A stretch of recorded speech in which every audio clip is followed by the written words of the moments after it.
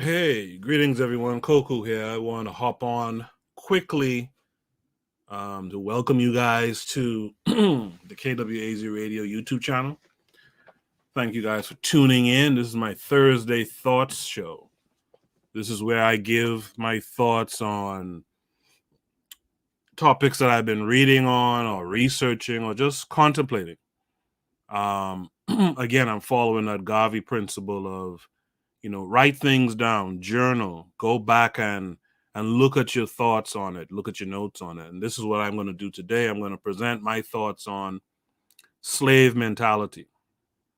I could have used another term to title this show, which is rugged individualism, but I decided to go with slave mentality, and we're going to talk about it. We're going to talk about it right after these messages. All right, so you guys stay tuned so that we can have this discussion.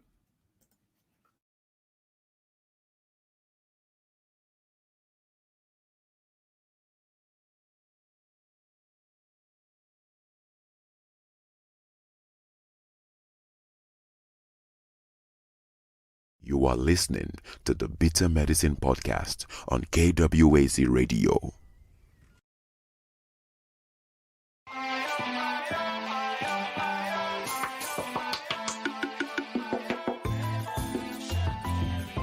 Welcome to the Bitter Medicine Podcast, where it's all about Black empowerment.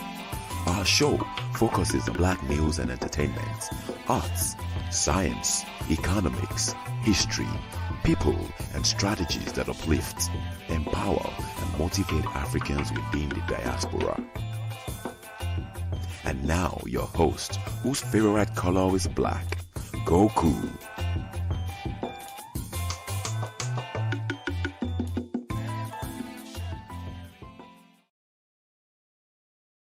Welcome back to the Bitter Medicine Podcast. I am your host, Kokou. Just want to remind you guys before we get the show rolling that this show is part of a podcast network called KWAZ Radio. There are other shows on the network you are invited to tune into. This is D Webb with the Harsh Reality Podcast, asking you to tune in where we tackle the news of the day that affects our community, only on KWAZ Radio. Peace, family. This is Oni, inviting you to listen to the pro-Black perspective, where Black problems are addressed with Black solutions. Greetings, fam. Tune in to The Learning Curve with me, the Revolutionary Matron on KWAZ Radio. You are listening to the Bitter Medicine Podcast on KWAZ Radio. Yes, indeed. Welcome back to the Thursday Thoughts segment of the Bitter Medicine Podcast. I'm glad you guys are here. We're usually on Thursdays, we're going to be exclusively on the KWAZ Radio YouTube channel. So make sure you guys are subscribed, right? So come on through and over here, hit the like button, subscribe, share the content, all of that good stuff. Give it a thumbs up or a thumbs down, whichever you prefer. Just interact with the content, and that's appreciated. So as I was preparing to do this show, actually I was supposed to do this show last week, and I ran out of time, didn't have time to do it, and so I had to postpone it to this week. But interestingly enough, during the course of the week, just recently actually, I saw this tweet, and I'm going to share this tweet with you guys. Let me just share this screen with you.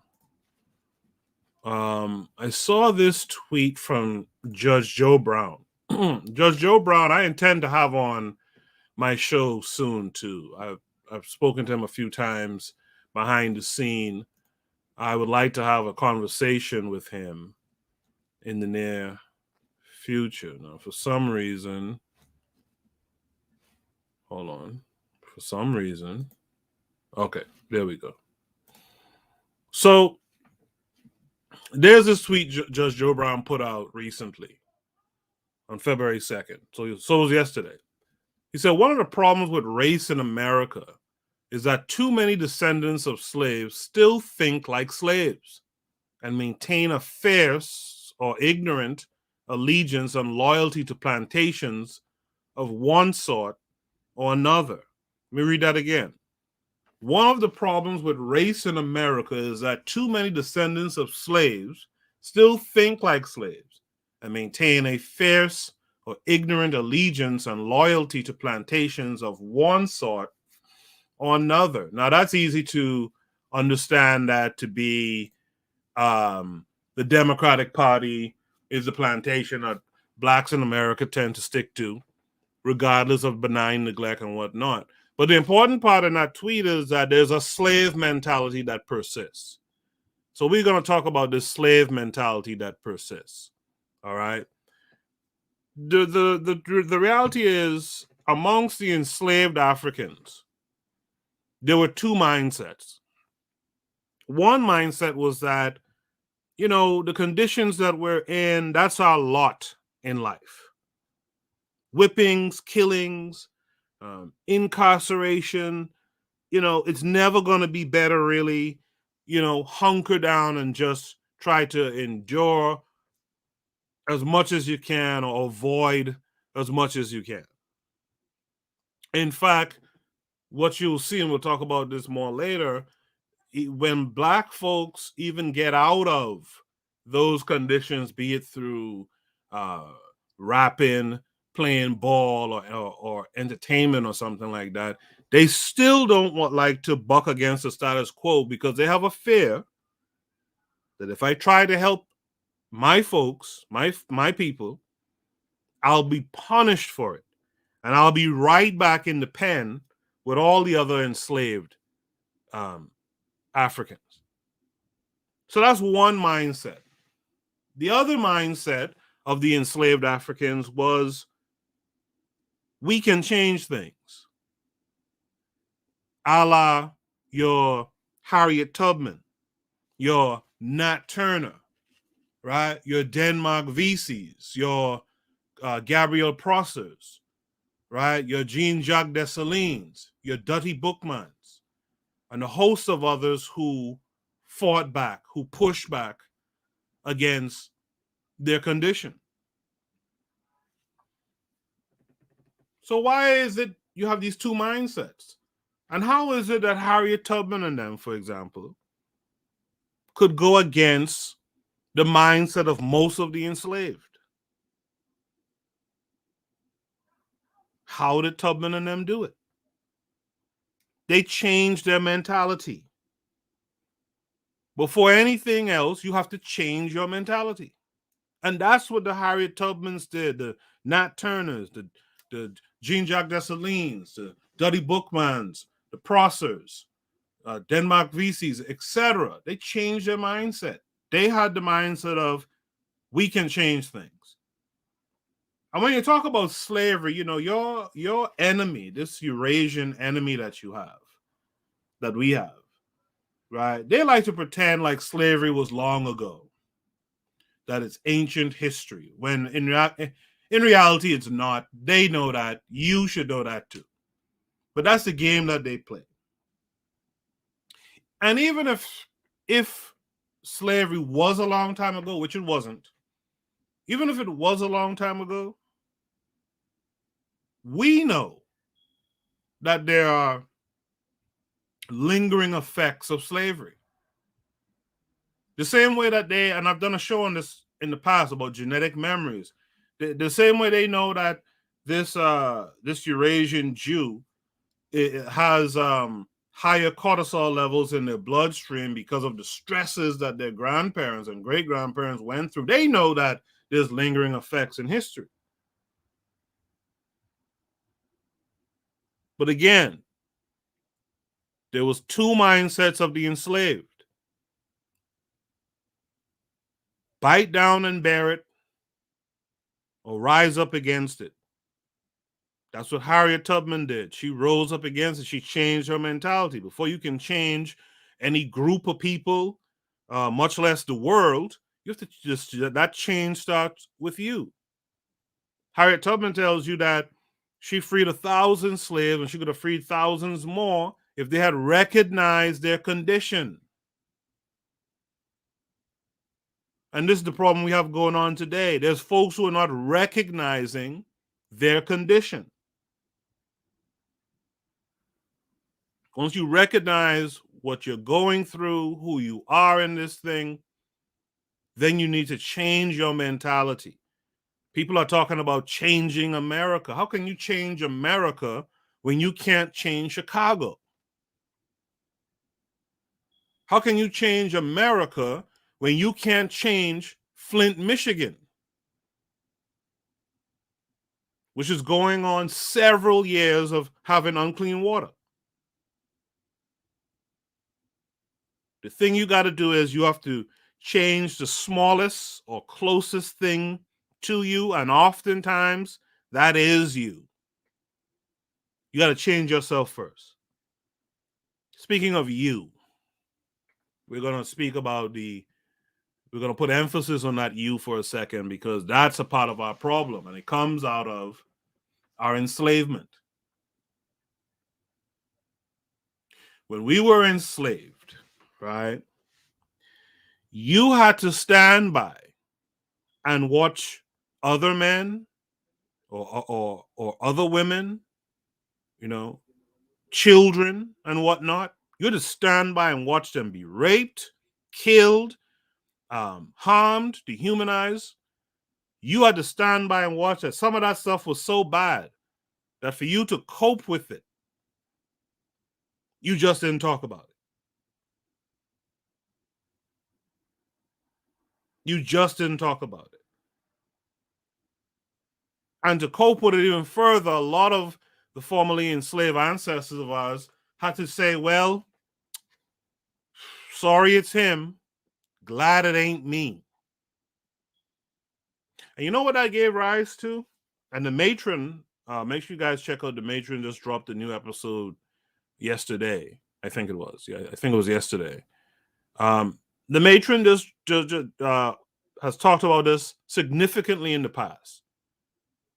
Rugged individualism is killing us.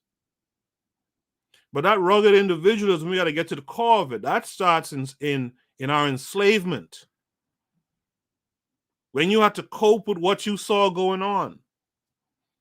You had to watch men being raped in public and all kind of stuff like that. When you had to cope with it, people just decided to say, well, I'm sorry it's him, but I'm glad it ain't me.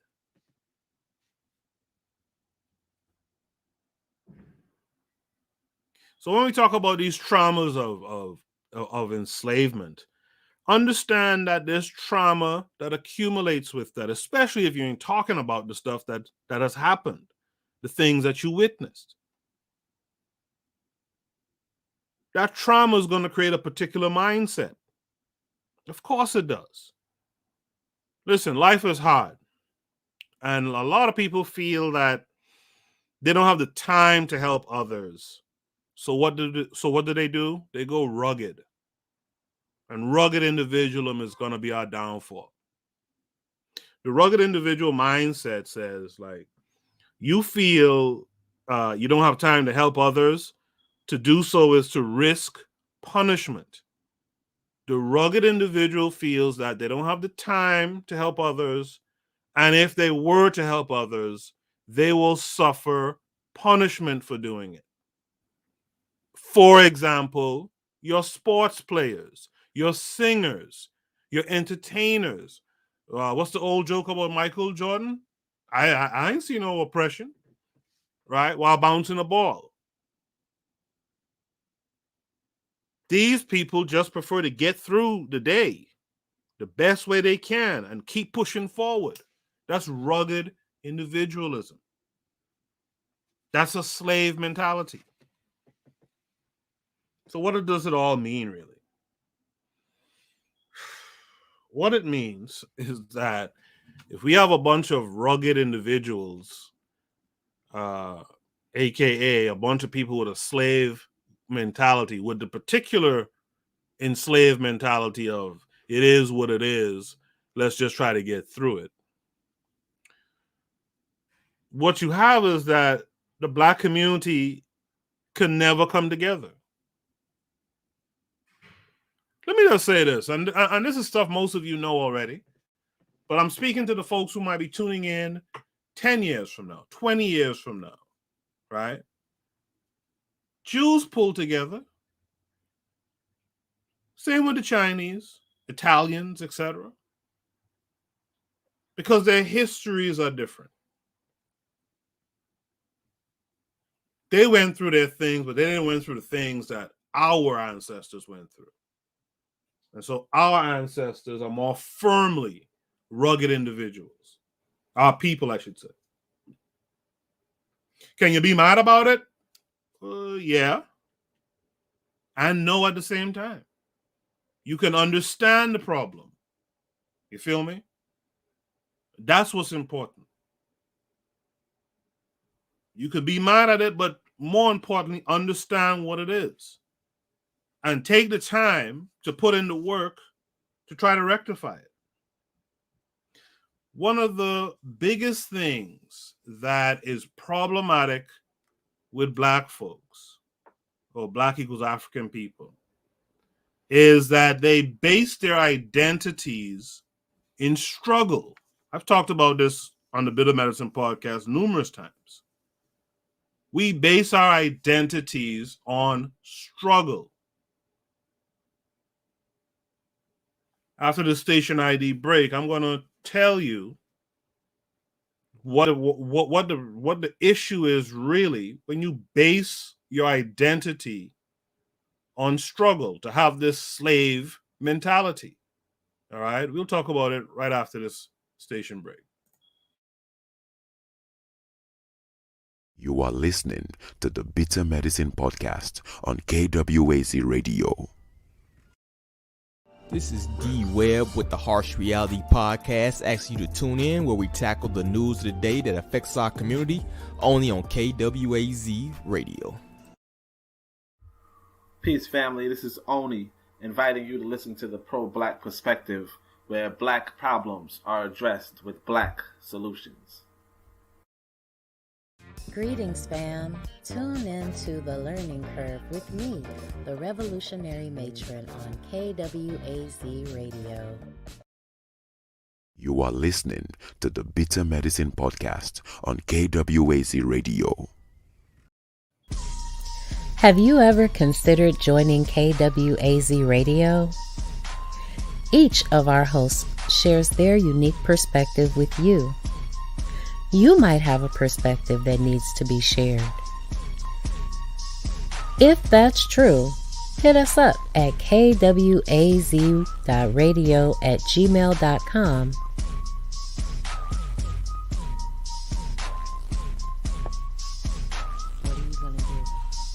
What are you gonna do? What you gonna do?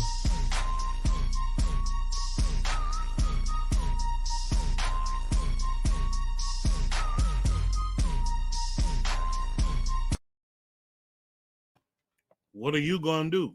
What are you going to do? So before we went to the station ID break, and by the way, check out all the shows on KWAZ Radio. Make sure to check out the Revolutionary Matron's Return. She did a show, I think it was yesterday it came, or Monday it dropped. But make sure to check out her most recent episode. Check out the Pro-Black Perspectives most recent episode, and I'm sure the Harsh Reality Podcast, I'm sure that gang of interesting folks are going to be dropping something soon. All right? Make sure to check out everyone else on KWAZ Radio. Before we went to that station ID break, I was talking about struggle is not an identity. Before I go into that and give my solutions in this broadcast, I want to share with you guys this video. Right? One of my favorite people. I'm going to share this video with you guys. And we'll talk about it briefly. Not many of you are here live with me. Thank you to the one person who's here, but I hope you guys who are checking this out in the playback, I hope you guys are enjoying this episode. Right? Let me know in the comment section that you came through, that you enjoyed it. I'd appreciate that. So let's get to this video here. and we'll talk about it on the other side.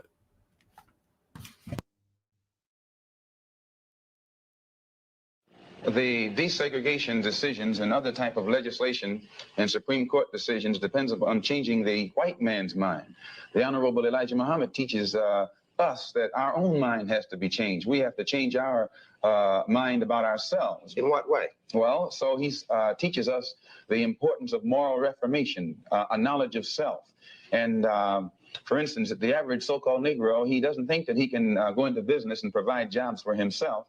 And because of this, he thinks that he can only get a job from the white man, or he can only get clothes from the white man, or he can only get food from the white man. And we who follow the Honorable Elijah Muhammad are taught that the same thing that the white man has done for himself and his kind, if our people could if we could be cured of our slave mentality that was indoctrinated into us during slavery, we would realize that just as the white man can do these things for himself and his kind, we can get together in unity and harmony and do the same thing for ourselves and our kind. The white man has brainwashed the so-called Negro to the point of believing in white supremacy so much that today some Negroes think that they're not making progress or they don't have anything unless they're living in a white neighborhood, unless they have the white man's neighborhood, a seat in the white man's school, or a position on the white man's job, and they even have taken it so far they don't think they're successful in life unless they have a white woman as a wife.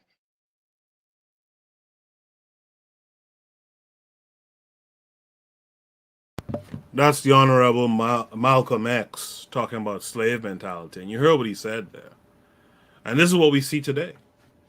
I talked about these rugged individuals like the ball players, the entertainers, the rappers. Most of them are misogynists. They don't think that they've done anything until they have them a white broad.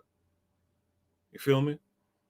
We have to get off of that thinking. And one of the things we have to really get off of is the thinking that struggle. Peace to KW Don 7 who just entered the room. We have to get off this thinking that struggle is our identity. We have two major groups right now in America causing much division, right? Because their identity is rooted in struggle, is rooted in being enslaved when they are so much more than that. We got to stop glorifying growing up in the hood and struggling. We glorify that so much so that y'all got black folks out here ashamed of coming from an affluent background. Y'all glorify coming up in the hood and struggling so much so that you got black folks out here ashamed of having had two parents in the household. That's how much struggle and the hood and all that stuff is associated with blackness. That other Black equals African folks have to be ashamed and embarrassed that they didn't come up in struggle, that their parents or grandparents or great-grandparents made different decisions to say that the hood and struggle is not all that I can be, that there's other decisions that we could make, right? Going back to the whole abundance mindset. You know what I mean? You got folks ashamed of being from the hood, ashamed of not being from the hood, of being articulate, of having had two parents. That's what we're supposed to all want to have, right? We glorify folks getting out through sports and music. Think about that. We glorify, like I had to correct one of my kids one time for talking about, yeah, it's a shame. There was this kid who died.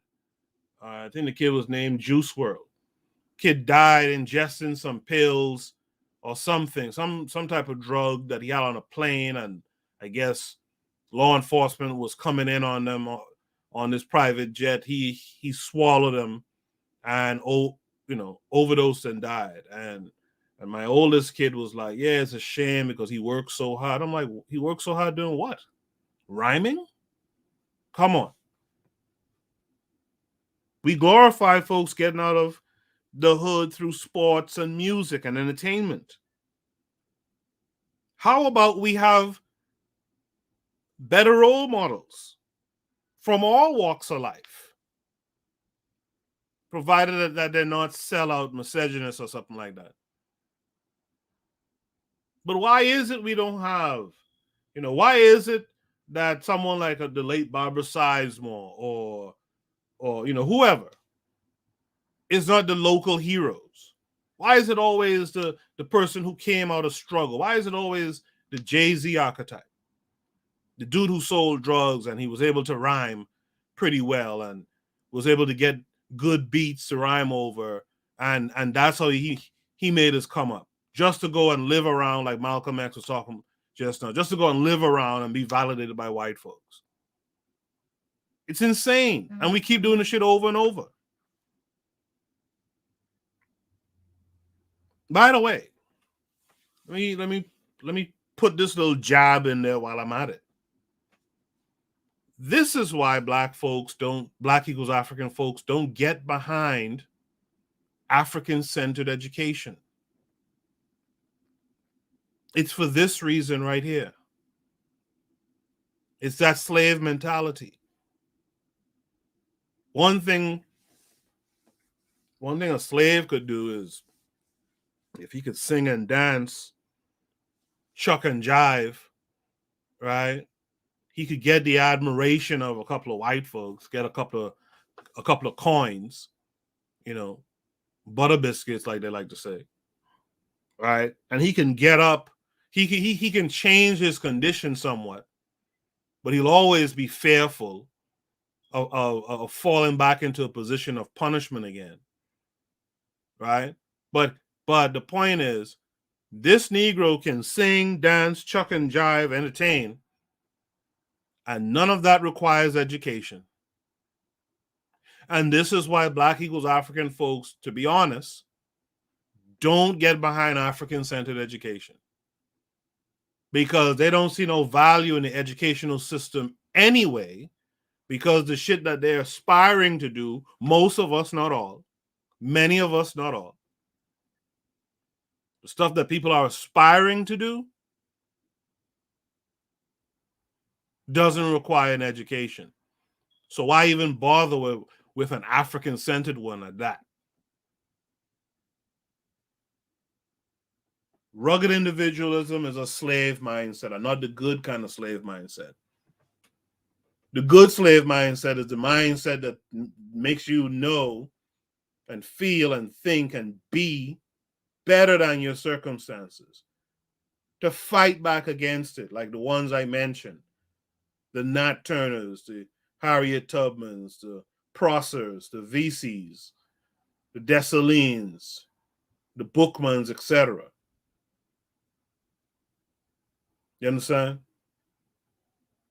We have to have the better of the two mindsets, not the one where you just say, well, it is what it is, and sorry it's happening to you, but I'm glad it ain't happening to me. And I ain't got time to help nobody once I make it out of the circumstances, because if I do that, I might get punished for doing it. I might be right back amongst the folks who are dealing with the whippings, the beatings, the killings, the incarceration. We got to come off of that stuff. Before I go, just a few thoughts on what I think we can do. I think the best thing you can do is help someone every day. Make that your habit. Help someone every day. The best thing you can do besides practicing reciprocity is serve people and make that a habit too. I try to serve you guys when I do these shows. Be a servant. Be happy for others when they succeed. Social media has come about in the last few years here, And social media makes it easy for people to be haters. You see people's success on social media and you are envious of them. Stop being envious of your own brother. Be happy for others when they succeed, and they will be happy for you when you succeed as well. Get out of the mindset of scarcity. There's enough to go around. There's enough money, homes, cars, food, etc. There's no need to be fearful. There's no need to live in this constant fear. And even if you found yourself in a place where it seems like there's no money, houses, food, etc., change your mindset and go after those things. Go after the things that you want. Like I said, be happy for others. I see the Harsh Reality Podcast is here. He said, facts, pay it forward. Absolutely. Stop thinking black skin is a curse. Love your skin. The reason why a lot of folks do a lot of the nonsense out here in the streets is because they look at black skin and think it's worth nothing. Stop thinking black skin is a curse. Detach from the poverty, scarcity mindset and identity. Stop embracing hood shit.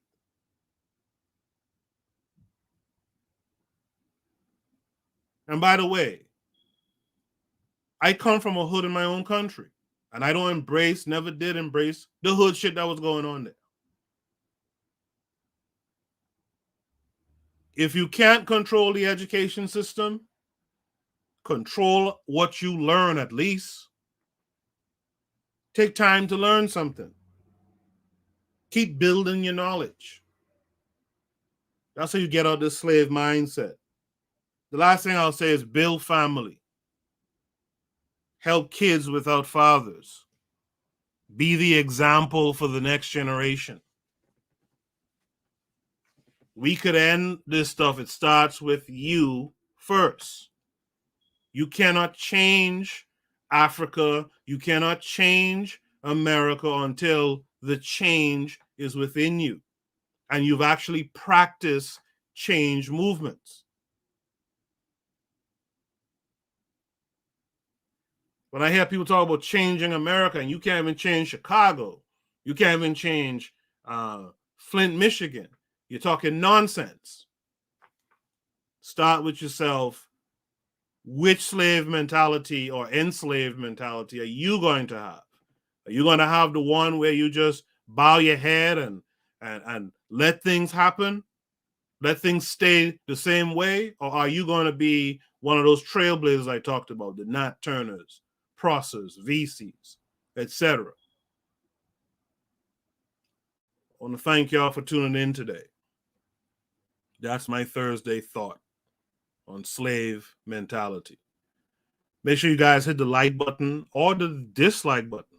At least interact one way or the other with the content. Make sure you're subscribed to the channel. You saw the Harsh Reality Podcast in the chat. Make sure you guys tune into the Harsh Reality Podcast. Tune into the Learning Curve with the Revolutionary Matron. Tune into the Pro-Black Perspective with Oni Tasse. I'll be back on Saturday. We have a bunch of topics. We have a lot of topics that we can cover for Saturday Night Shoot the Breeze. So I would suggest you all tune in and have a nice time there as well. Until Saturday, you guys be good. Peace.